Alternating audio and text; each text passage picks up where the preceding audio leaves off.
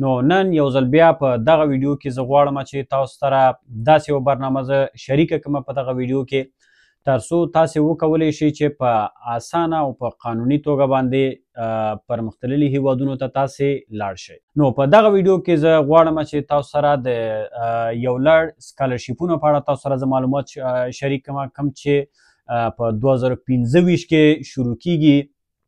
ډېر زیاتې لارې چارې دي. نو دا هغه سکالرشیپونه دي کوم چې اوس تاسو سره زه معلومات شریکوم چې فولي فنډډ دي، یعنی یو روپۍ ته هم ضرورت نشته چې تاسې خپل جیبه تاسې مصرف کوئ.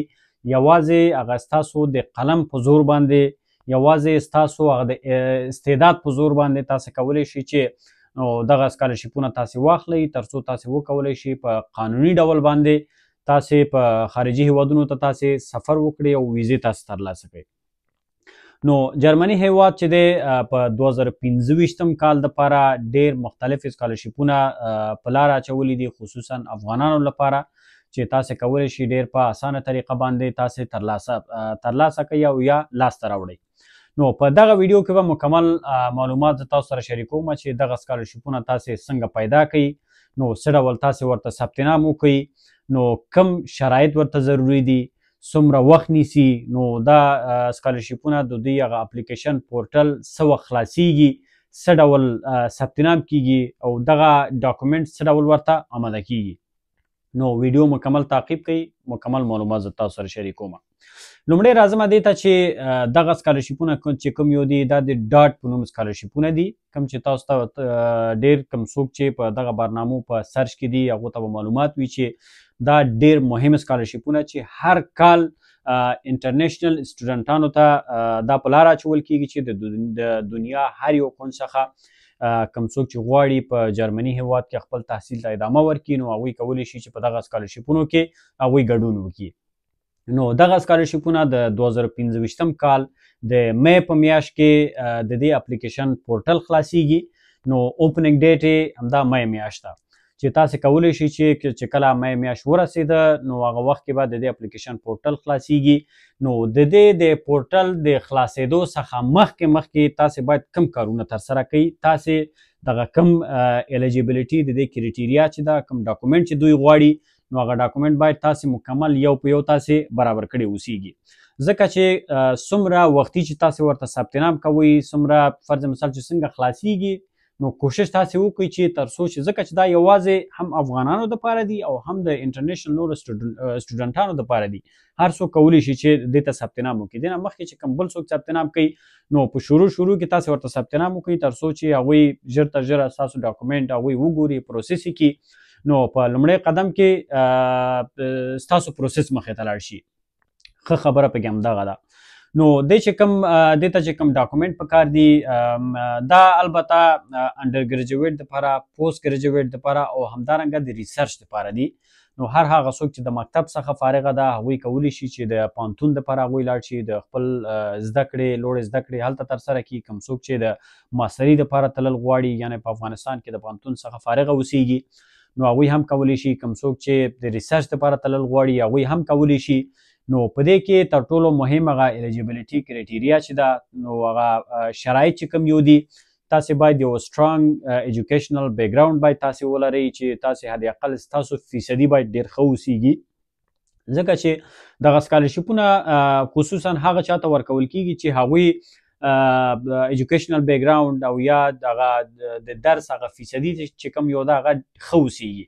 خصوصا د ماستري دپاره کوم څوک چې ماستري دپاره تلل غواړي هغې منیمم جی پی ای چې ده هغه 2.75 ده، یعنې 2.15 جی پی ای باید حد اقل ولري. کوم څوک چې فکس 3 لري، یعنې دا جی پی ای چې ده د پروګرام ته په کتو سره دا بیا فرق کوي. کیدای شي بعضې پروګرامونه دې نه یعنې لږ کم ته ضرورت ولري. که چېرته فرض مثال 2.5 هم اوسیږي کیدای شي ورته تاسې الیجیبل شئ. کوم څوک چې 3 لري هم ښه خبره ده، یعنې سترانګ ایجوکیشنل بیکګراوند ولرئ ښه خبره ده.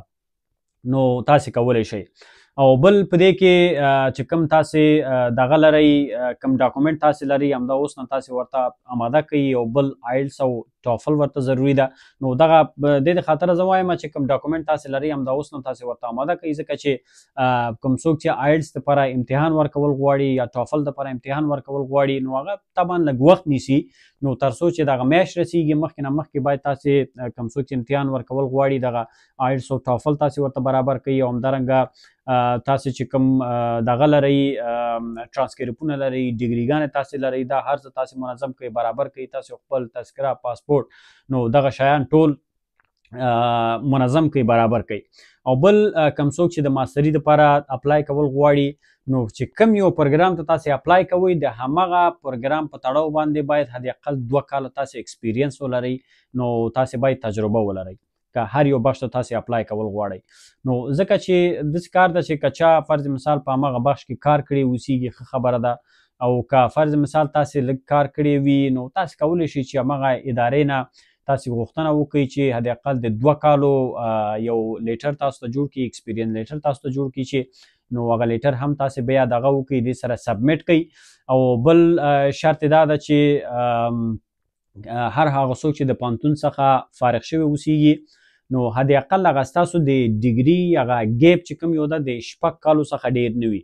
که چېرته تاسې 6 کاله وړاندې فارغ شوي یاستئ، فرض مثال حداقل 6 نیمه 7 کاله تیر شوي اوسیږي، نو بیا تاسې نشئ کولی شئ دا د ډاډ سکالرشیپونو ته تاسې بیا اپلای وکړئ. نو بله خبره دا ده چې دا یوازنۍ لاره ده افغانانو دپاره چې تاسې کولی شئ ډېر په اسانه طریقه باندې نو بغیر له دې څخه چې تاسې کومې پیسې مصرف کړئ نو په دغه لارو باندې تاسې تحصیلي ویزې ترلاسه کړئ. نو دغه اپورچونیټیګانې او دغسې لارې دا همیش موجود نه وي.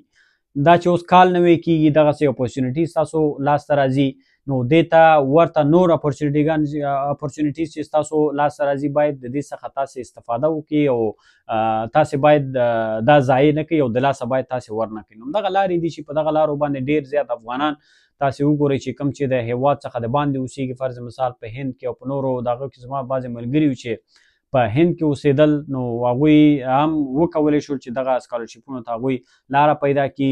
البته د ایټلي هیواد هغوی سکالرشیپونه ترلاسه کړل چې لاړل ایټلي ته، بیا ایټلي څخه مکسیکو ته، او بعضې ډېر په امریکا او په کاناډا کې ګرځي.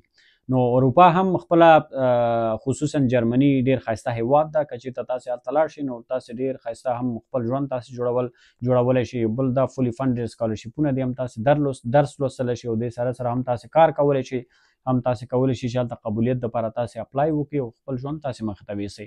او کوم څوک چې غواړي چې د دې لینک پیدا کړي نو د دې لینک باندې همدغه ویډیو په ډسکرپشن کې زه تاسو سره شریکوم، نو تاسې کولی شئ چې د ویډیو ډسکرپشن ته تاسې لاړ شئ او هلته لینک واخلئ، مکمل نور معلومات تاسې کولی شئ خپله په ویب سایټ کې ترلاسه کړئ.